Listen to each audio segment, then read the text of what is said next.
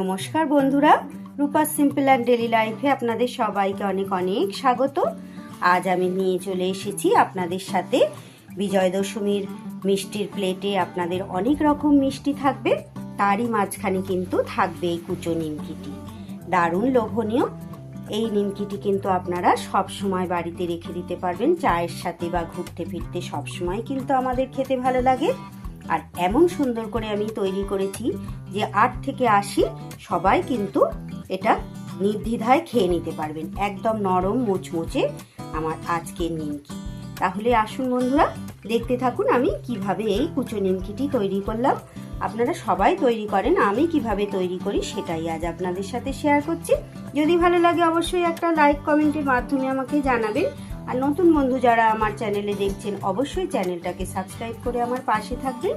তাহলে আসুন দেখতে থাকি আজকের রেসিপি কুচো নিমকি।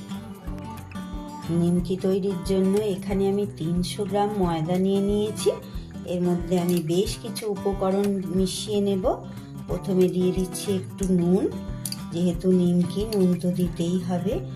আর দিচ্ছি একটু কালো জিরে, আর দিয়ে দেব কিছুটা জোয়ান।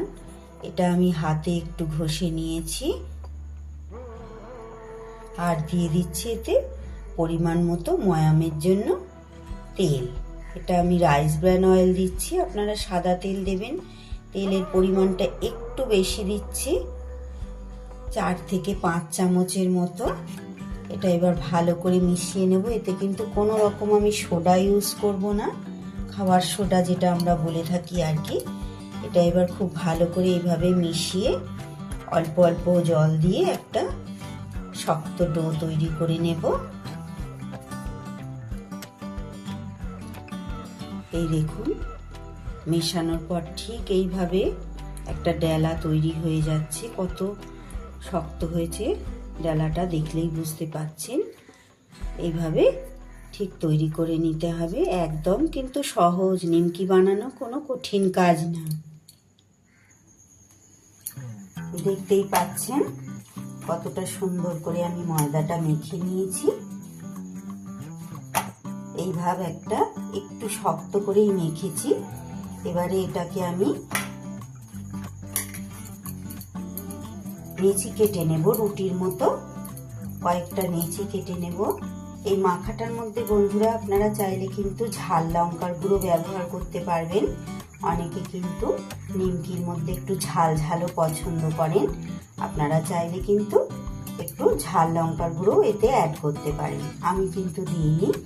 এটা মিনিট 10-15 আপনারা ময়দাটা রেস্টেও রাখতে পারেন। আমি কিন্তু রেস্টেও রাখছি না, আমি সাথে সাথেই করছি। সময় থাকলে আপনারা 10-15 মিনিট এটা রেস্টেও রাখতে পারেন। এইভাবে রুটির থেকে একটু আকারে বড় এরকম আমি নেচি কেটে নিচ্ছি। এইভাবে 6টা নেচি আমি কেটে নিয়েছি, একটু গোল গোল ভাগ করে নিয়েছি। এইবার যেটা করব আমি এখানে আমি চাকি বেলনি নিয়ে নিয়েছি। এটা কিন্তু আমি ময়দা দিয়ে বেলবো বন্ধুরা, আপনারাও কিন্তু এইভাবে ময়দা দিয়ে বেলবেন।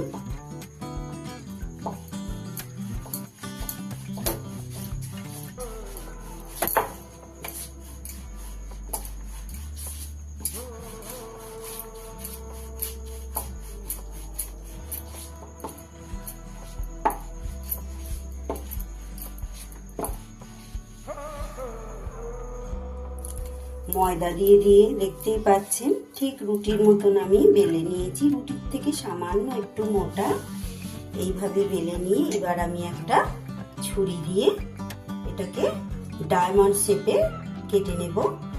এই জায়গায় আপনারা চাইলে কিন্তু স্কোয়ার শেপেও কাটতে পারেন, এটা আপনাদের পছন্দ মতো। এইভাবে একবার কেটে নিয়ে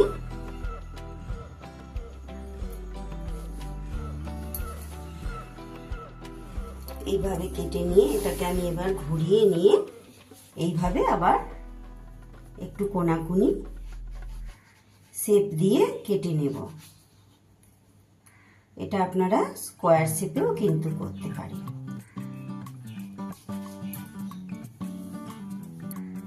এটা আমার হয়ে গেছে। এইভাবে জড়ো করে থালায় একটা তুলে নেব। এইভাবে সব কটা নেচিকেই আমি তৈরি করে নেব। সব ময়দাটুকুই কিন্তু আমার নিমকি বেলে এইভাবে কাটা হয়ে গেছে। দুটো থালার মধ্যে আমি এইভাবে ভাগ ভাগ করে রেখে দিয়েছি। গ্যাসে আমি কড়াই বসিয়ে দিয়েছি, দিয়ে দেব পরিমাণ মতো তেল। তেল দিয়ে দিলাম, যেহেতু নিমকি ভাজবো তাই একটু বেশি তেল দিলাম। তেলটা কিন্তু আমার বেশ গরম হয়ে গেছে।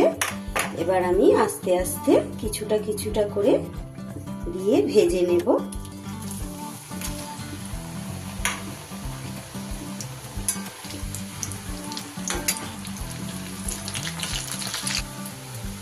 দেওয়ার সাথে সাথে দেখুন আস্তে আস্তে কি সুন্দর তেলের ওপর ভেসে উঠছে নিমকিগুলো। এগুলোকে আমি বেশ বাদামি রঙের হলে তবেই তুলে নেব। এইগুলো কিন্তু আমার ভাজা হয়ে গেছে। এইগুলো তুলে আবার অন্যগুলো দেব। আবার কিন্তু কিছুটা আমি কড়াইতে দিয়ে দিয়েছি। আঁচটা কিন্তু আমি মাঝারি থেকে লোতে রেখে দিয়েছি। বেশি চড়া আঁচে ভাজলে কিন্তু এগুলো বেশি তাড়াতাড়ি লাল লাল হয়ে যাবে আর খেতেও ভালো হবে না। এই নিমকিটা কিন্তু দুর্গাপুজোয় আমাদের দশমীর মিষ্টির প্লেটের মাঝখানে এই নিমকিটা কিন্তু থাকেই। এইভাবে যদি না কিনে আপনারা বাড়িতে বানিয়ে নেন কিন্তু খেতেও দারুণ হবে। আর কত অল্প ময়দায় কতটা পরিমাণ হবে সেটাও আপনাদের দেখাচ্ছি। এছাড়াও 12 মাসই কিন্তু আমরা চায়ের সাথে বা ঘুরতে ফিরতে এই নিমকিটা কিন্তু খেতে আমাদের খুবই ভালো লাগে। আর বেশ কিছুদিন এটা কিন্তু আপনারা সংরক্ষণ করেও রাখতে পারবেন। ভেজে ভেজে কিন্তু আমি এইভাবে একটা ঝুড়ির মধ্যে তুলে নিচ্ছি। শেষ কতগুলো ছিল সেইগুলো ছেড়ে দিয়েছি কড়ার মধ্যে। এবার পুরোটা ভাজা হয়ে গেলে আপনাদের একটা অন্য পাত্রে ঢেলে আমি দেখাচ্ছি। এটার মধ্যে রয়েছে, বুঝতে পারছেন না যে কতটা পরিমাণ হয়েছে। দেখুন বন্ধুরা, একটা থালার মধ্যে আমি ঢেলে দিয়েছি। দেখে বুঝতেই পারছেন কতটা পরিমাণ হয়েছে আর কতটা সুন্দর হয়েছে। একদম খাস্তা, নরম মুচমুচে। 8 থেকে 80 প্রত্যেকটা মানুষ কিন্তু এটা খেতে পারবেন। রেসিপিটা তাহলে এখানেই শেষ করছি। যদি ভালো লাগে অবশ্যই আমাকে একটা কমেন্ট করে জানাবেন। তাহলে আসি বন্ধু, আপনারা সবাই খুব ভালো থাকবেন, সুস্থ থাকবেন। আবার ফিরে আসছি আগামী দিনে অন্য কোনো রেসিপি বা ব্লগের সাথে।